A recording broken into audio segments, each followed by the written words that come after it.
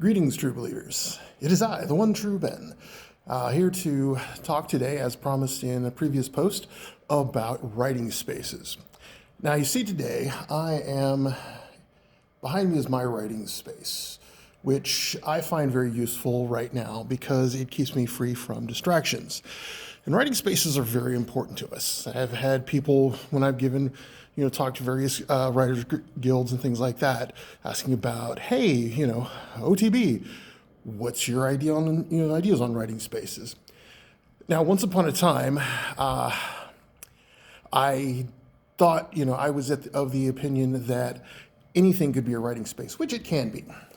Truth be told, there's not like one specific list of things that you do.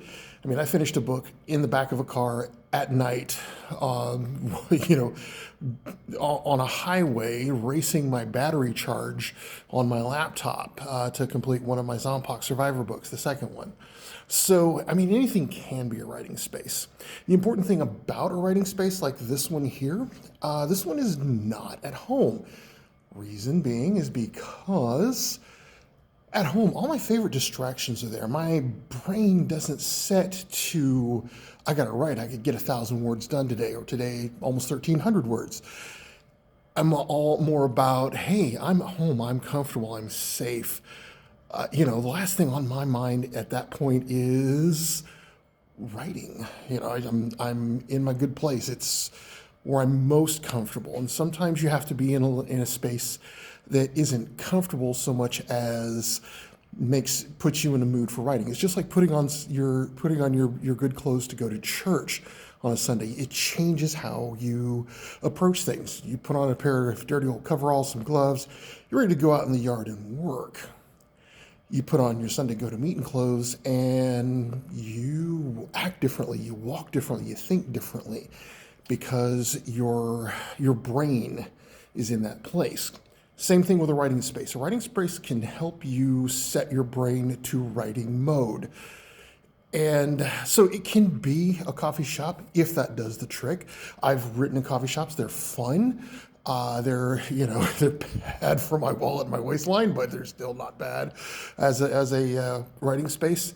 Now, the one I'm in here right now is the SMU E-Factory. It is a dedicated shared workspace. I rent it for a reasonable price per month, and it gets me away from the house, which I find that if I personally spend too much time in isolation in the same place every day, my mental health kind of takes a dip. So this gets me out of the house, gets me doing things, gets me into a pattern of going, here is the place I'm going to write. There are also no distractions. There's no one there who needs my time. Because my family is important to me, so if they need something, I'm going to put my writing on hold, and I'm going to see to what they need.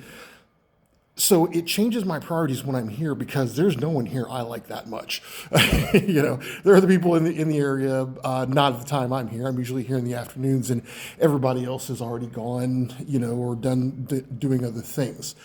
So that helps me keep my focus because there's nothing here that has a higher priority. At home, my family has the highest priority. My cats have the highest priority, and they will tell you that. So if you're looking at designing a writing space, the first thing I would say is, first of all, get to the point where you can write anywhere. Don't become too reliant on your writing space, because if you get to that point and you cannot set up the perfect writing space, that becomes an excuse not to write. We don't want that. We want to write. So the trick there is to find yourself the ability to write anywhere, but then find that place that is the best, most conducive to your writing.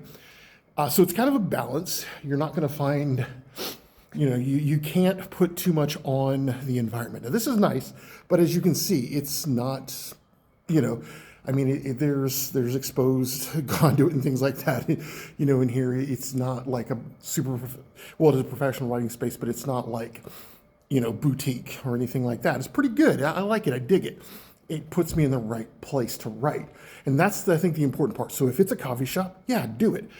If it's your local library, yeah, do it. If you've got a place in the house where you can write without distractions, do it. But bear in mind, some things do still have a higher priority for us.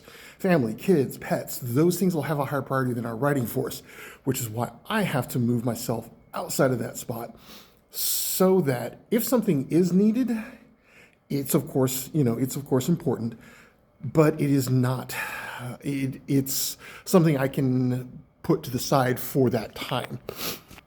Sorry about the sniffles. It snowed here this morning, and my body's telling me, oh, it's snowed. It's cold and flu season now. All of a sudden.